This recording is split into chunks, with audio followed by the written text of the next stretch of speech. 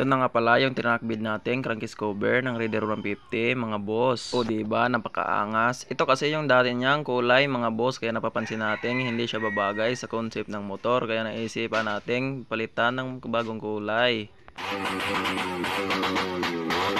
Ganito lang pala ang ating proseso. Ang una nating gagawin, tinanggal ko muna yung crankcase sa motor, tapos sinugasan pala natin to ng gasolina para matanggal talaga yung mga langis niya. At nagpapasalamat din ako kay tropa dahil dumayo siya dito. Galing pa kasi kaming paaralan ngayon, kaya nga pag uwi ko sa bahay, saktong sakto pumunta siya dito, kaya pinatulong ko na lang siya para mas dali lang naming bubuuhin to. At ang ginamit ko pala sa pagtanggal ng ating pintura ay itong strip saw. At sa nagtatanong na din mga boss kung saan ko to nabili, sa Shopee ko lang pala to nabili. Wala kasi to dito sa amin mga boss, kaya ang kadalasan ditong nabibenta ay yung print remover na GI. Hindi kasi yon magandang gamitin, lalo na dito sa crankcase. Ang pintura kasi ng crankcase mga boss is lalong matibay, kaya mahirap talaga yung ipangtanggal dito. Kaya naisip ko na lang umorder sa Shopee na bumili ng gantong strip saw. Ito kasi yung magandang gamitin sa pagtanggal ng pintura, lalo na sa mga crankcase. O diba, sobrang ganda, hindi nagtagal mga boss, natanggal na talaga yung kulay red ng ating stock pintura. At hindi lang yun mga boss, nagpapasalamat din tayo ni tropa dahil tinulungan niya ako. Ang bilis niyang pala niyang magtrabaho mga boss, kahit makati sa kamay, ready pa rin siyang makatihan.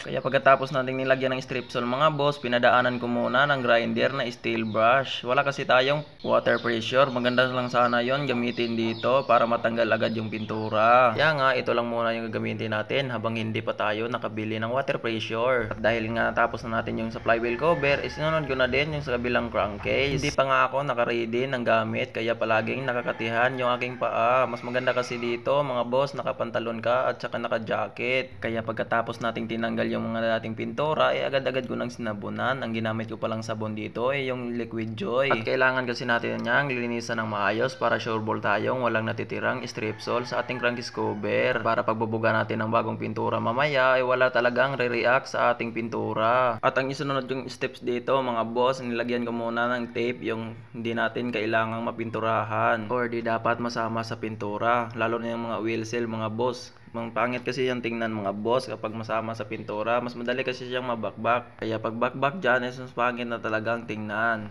At naghahanap muna ako ng magandang pwesto, yung wala talagang papasok na hangin para mas maganda talaga lalapat yung ating pintura. At ito na nga pala yung gagamitin nating pan track bed mga boss. Ito pala yung samurai paint na 2K. At kung hindi mo nyo pa alam kung paano to gagamitin, sundin nyo lang yung steps dito mga boss, para din hindi kayo malito. At ito kasing red button mga boss, dapat i-down mo at meron ka na din sundan na steps dyan.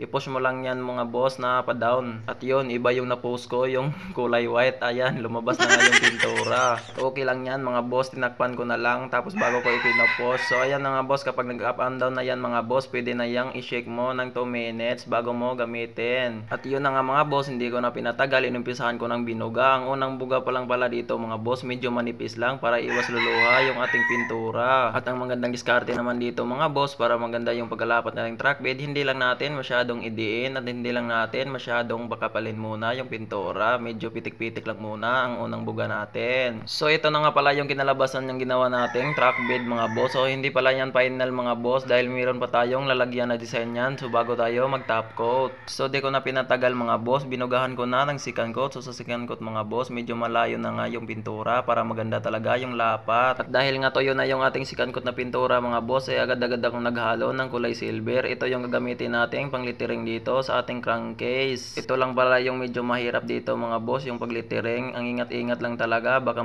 malagyan yung hindi dapat lagyan. At ang problema lang kasi dito mga boss, pag pasmado yung kamay mo, medyo makurog talaga. Gago! Ang gagamitin nga pala nating top coat dito mga boss is itong Nippon Clear. So ayan na mga boss, naghalo na pala ako bago natin bubugahan ng first coat. Pitik-pitik lang muna sa unang buga mga boss para hindi talaga luluha yung ating pintura, at saka na natin pakapalan kapag mag-second coat na tayo. Saktong-sakto lang kasi mga boss dahil ngayon pa dumating yung ating spray gun, kaya ito na lang yung ginamit ko. Sobrang ganda kasi siyang gamitin mga boss, napaka-smooth.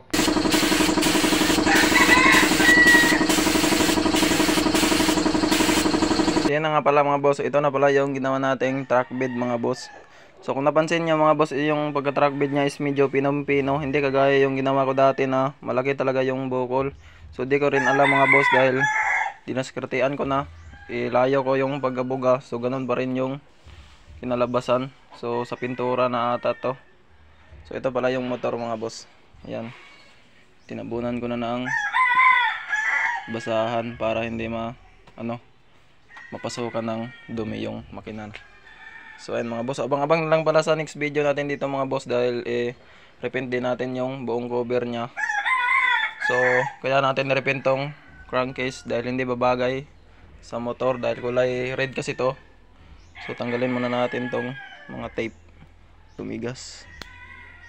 So abang-abang lang pala sa next video natin dito mga boss dahil ikakabit na natin to, and then meron pa din tayong ibang parts na ikakabit dito sa Project Malaysian na Raider 150 mga boss.